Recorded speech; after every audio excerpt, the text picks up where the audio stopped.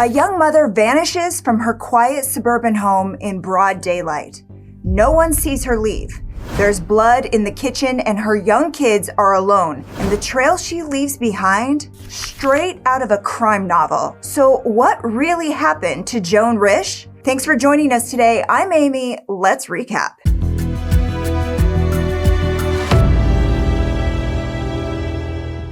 It's October 24th, 1961. Lincoln, Massachusetts. It's quiet, safe, the kind of town where everyone knows your name. 4-year-old Lillian Risch shows up at the neighbor, Mrs. Barker's, back door with this strange, unsettling message. She says, "Mommy is gone and the kitchen is covered in red paint." The neighbor follows her back across the yard into the Risch home.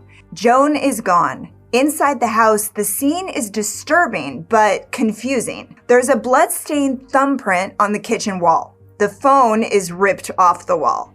The receiver is hanging halfway out of the kitchen trash can, which has been pulled out into the middle of the floor. The local phone book is still open on the counter, and it's turned to the emergency numbers. And there's blood on the phone dial and on the handle and smeared across the floor.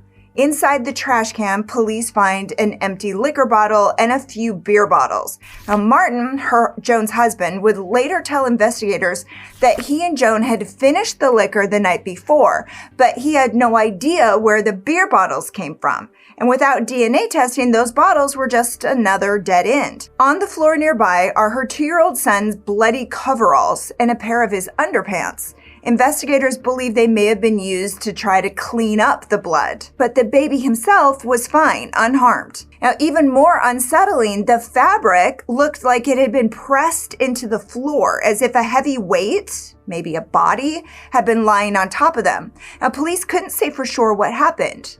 A struggle? Maybe? But the blood pattern looked more like someone staggering around, wounded, trying to hold themselves up.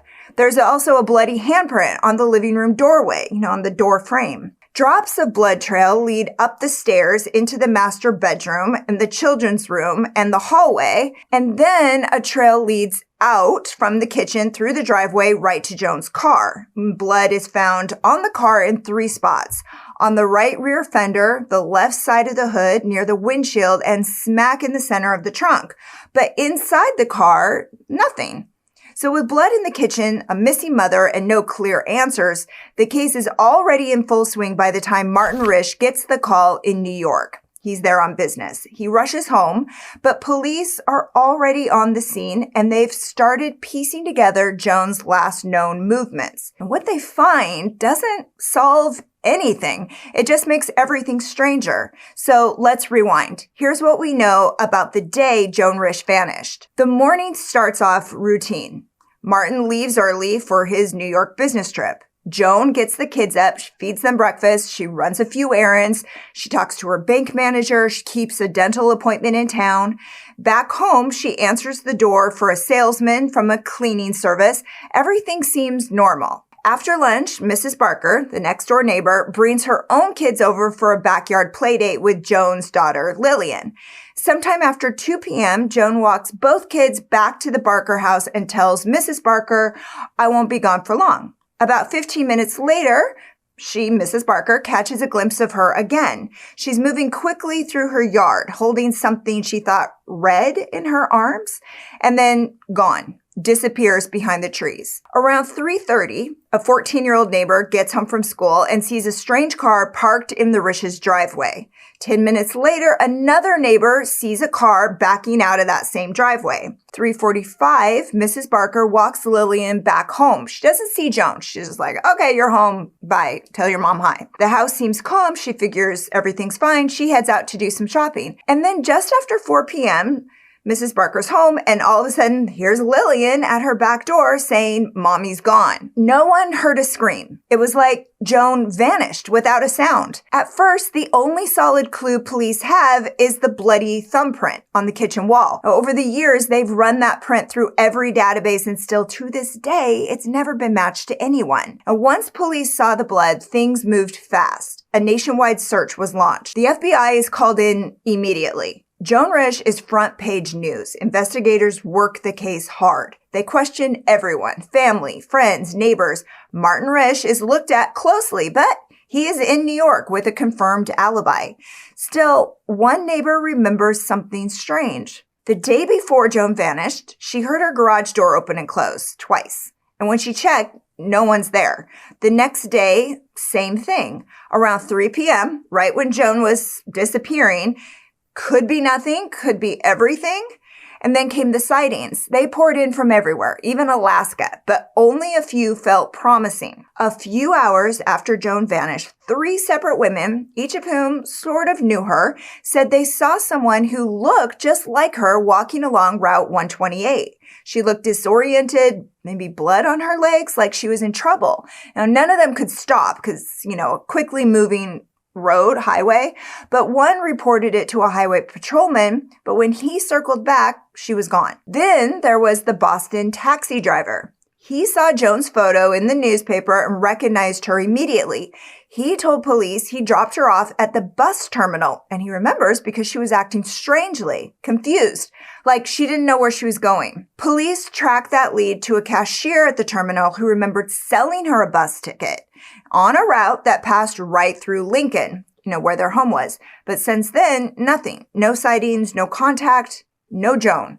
So who was Joan Risch? Before she was a wife and mother, she was Joan Nattrass, a smart, ambitious woman with an English degree from Wilson College in Pennsylvania. After graduation, she landed a job with a publishing company in New York. She was on her way up. Fast forward 9 years, and Joan is married, living in the suburbs with 2 young kids and a husband who's rarely home. Martin Risch was a Harvard Business School grad and a former Air Force lieutenant. By the time Joan vanished, he was working as an executive for a paper company, a job that kept him on the road across New England and New York. Now, 7 months before Joan disappeared, the family had just moved from Ridgefield, Connecticut to Lincoln, Massachusetts. Martin made one thing clear to the real estate agents. They wanted privacy. They bought a house tucked back from the road, surrounded by trees, quiet, secluded. Joan made an effort to introduce herself around the neighborhood, but most people hadn't even met Martin. And those who did described them as both as friendly but private, quiet, the kind of couple who kept to themselves. Her 17-year-old babysitter told reporters that Joan was meticulous, always careful. She didn't leave the kids without first posting emergency numbers on the fridge, police, doctor, and a direct line where she and Martin could be reached. Now, friends from Ridgefield, who knew them a little better, painted a picture of a devoted mother. She loved taking long walks with the kids, bird watching, gardening, and reading. Not tabloids or fluff. She liked real, thoughtful books. She was a regular at the library, 2, sometimes 3 times a week. And that is where the next strange clue comes in. In the months leading up to her disappearance, Joan borrowed at least 25 books. Many of them were about women who went missing, vanished, starting new lives. Some were about abductions, others about staged disappearances and secret escapes. Was that just a coincidence? Or was Joan leaving breadcrumbs? She had a complicated past. As a child, she witnessed the unthinkable. Her parents died in a fire. She was adopted. She rebuilt her life from scratch.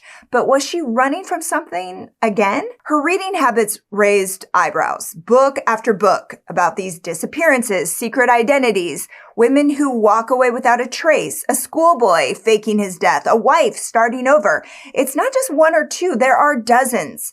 And the final novel she checked out, The Immortal Queen, about Mary, Queen of Scots. It was found open in her home, like she just set it down and walked away. Now, some say the message was clear. She was planning this. But longtime friends don't buy it. They say Joan was happy. She loved her kids. She didn't take her purse, and all she would have had on her was maybe $10 in cash. So if she was running, she left in a hurry. That's one theory. Now, theory 2 is abduction. Early on, police believed that Joan was being watched, that someone had been stalking her for days. Now, remember that neighbor who said she heard her garage door opening and closing twice without explanation? Investigators believe the person watching Joan may have been hiding there. They think he knew Martin was out of town and waited for his chance. They believe that Joan may have caught him in the driveway. Possibly that's how the blood got on the car.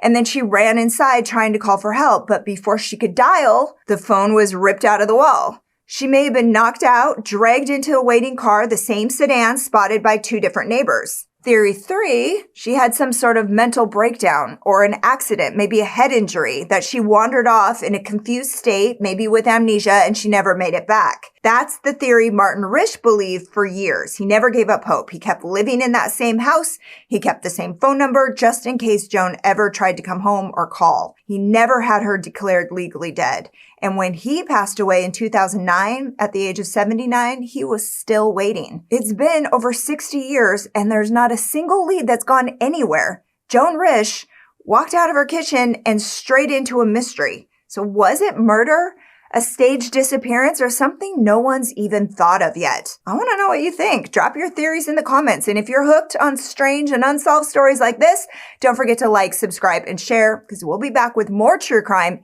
in half the time every week. Thanks again for watching. Until next time, stay safe.